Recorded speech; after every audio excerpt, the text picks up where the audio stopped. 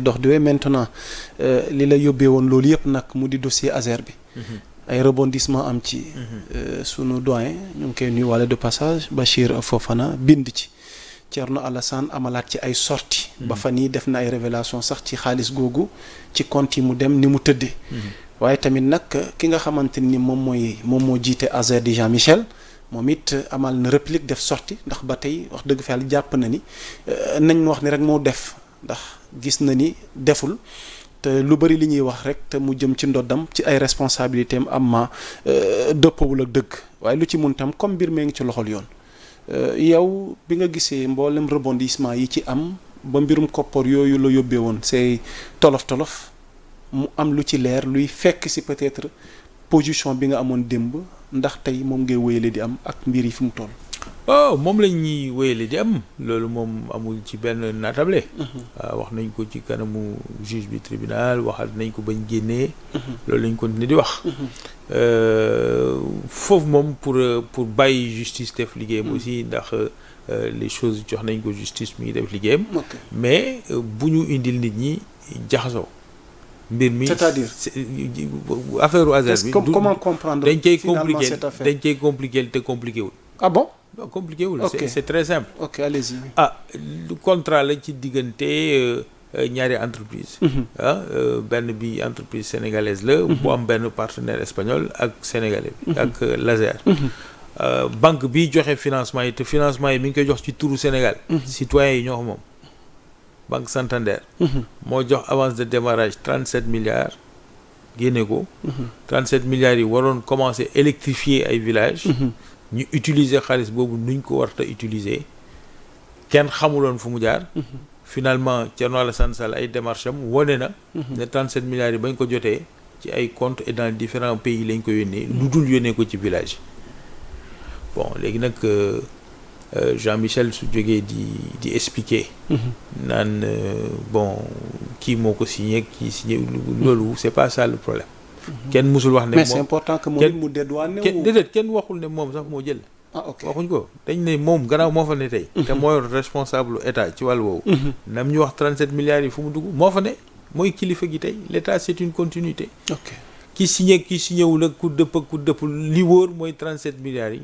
nee na furaas daal di xidem. kenn xamul fu mu dugg. xanaa du yombee noonu. donc warul yombee noonu donc moom li mu war a assurer sénégalais yi. mooy wax leen ne man dinaa leeral te dinaa leen wax chaque centime de franc ci 37 milliards yooyu fu mu dugg. loolu bi mu jaaxalee Santander yónnee na fii bind Sénégal ne leen moom suspendre na financement bi. parce que xamul 37 milliards yi fu mu dugg. marché bi ci boppam niñ ko joxee. finalement ëlëm na bopp ARCOP ba mu ne finalement il faut suspendre ce marché. Cour suprême bindoon na ci lettre wax xalaam am na daal vraiment ay lënt yoo xam ne mi ngi ci xelu sénégalais yi mais noo ko munti jëlee à la fin de la journée am na 37 milliards yoo xam ne Banque Santander génne na ko ñu viré ko ci ay dëkk yoo xam ne loolu la Thierno Alassane Sall wax bu ñu sukkandikoo ci moom li mu wax mu dem ci ay réew ak ay yoo xam ne xamuñu loolu nag dafa laaj leeral te loolu su ñuy laaj leeral nguur gi fi ne te nguur Sénégal du ñaar ndax continuité la rek yi fi ne mooy leeral mbir mi mais kenn waxul ne moom dafa am lu mu jël wala mais mooy responsabilité yi ci mbagam pour leeral nit ñi ci xaalis boobu fu mu dugg loolu la ñu wax dossier yi ni mel ci réew naka lañ ko war a mën a jàngatee ndax réew yi war nañ tollati fi ñuy retardé ci mbirum koppar ci sujet wala ci dossier wala ci projet yi nga xamante ni dafa war a jëm ci askan wi mais malheureusement souvent askan wi duñ ci jot boo watul sax daanaka day nax saay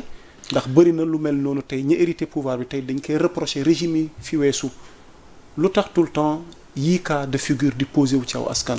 gis nga genre coow yi. waaw coow redevabilité reddition des comptes. transparence dans la gestion. da nga ko dégg Gambie.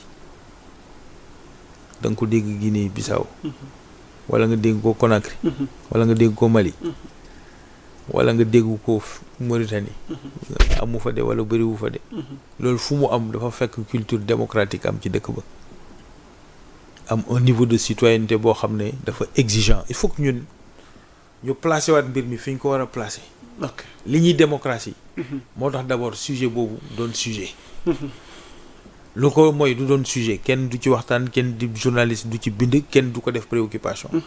Nous avons au Sénégal ay citoyens yu am liberté.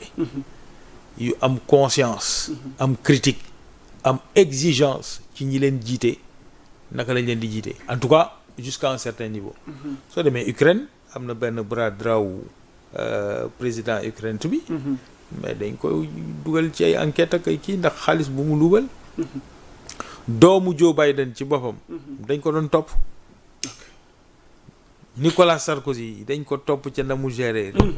ñii fi ne tamit suñu jógee fii. dañ leen di juger. Mitterrand dafa pare doomam. lañ jël daaj ci kaso bi laaj ko nam ko gérer ak nu mu ko gérer wul. donc d'abord. bu ñu jàpp suñu réew def ko réew boo xam ne réewu sàcc la. ak réew nit ñu dëng loolu amul. réew moo xam ne la dañu bëgg a jub. ci ni ñuy yore suñuy koom-koom ak suñuy bagage moo tax ñu jox suñu bopp ay instruments pour contrôler suñu bopp mais Abdoulaye Wade moo fi njëkk a teg ay instruments pour surveiller ni nga xam ne noonu la ñuy gérer le pays.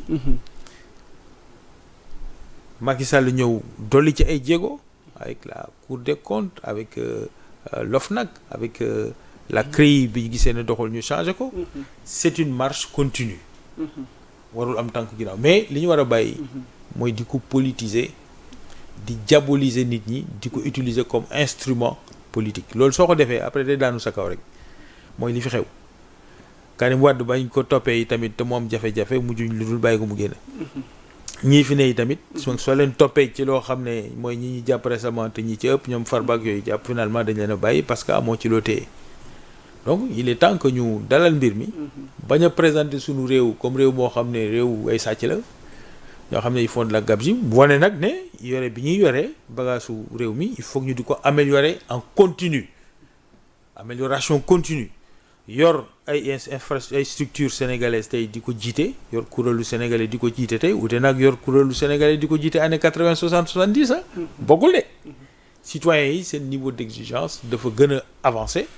gën a pointu. et foofu la suñu démocratie tollu donc il faut que ñu soppi aussi. façon bi ñu ciy waxee 37 milliards par exemple yu réer Azer génn ci banque bi kenn xamul fu mu dugg nga ne kenn du ci wax. loolu ci ban réew nga ko mën def mais du Sénégal mu nga ko def. mu nga ko def Guinée mu nga ko def beneen réew. mais fii Sénégal dinañ la ko laaj. journalistes yi dinañ bind. députés yi dinañ def ay commission d'enquête. te munoo indi benn façon boo leen mën a xoqatale. ba lu ñu wax duñ leen ci wax man nag wax na ak samay conseils aussi du juridique dinañ xool yan suite la ñuy jël personnellement compte tenu du préjudice qui a été subi ñu xool naka lay. ñu rétablir la. waaw parce que quand même. dans tes droits. c'est quand même flagrant ce qui s'est passé li xew quand même dafa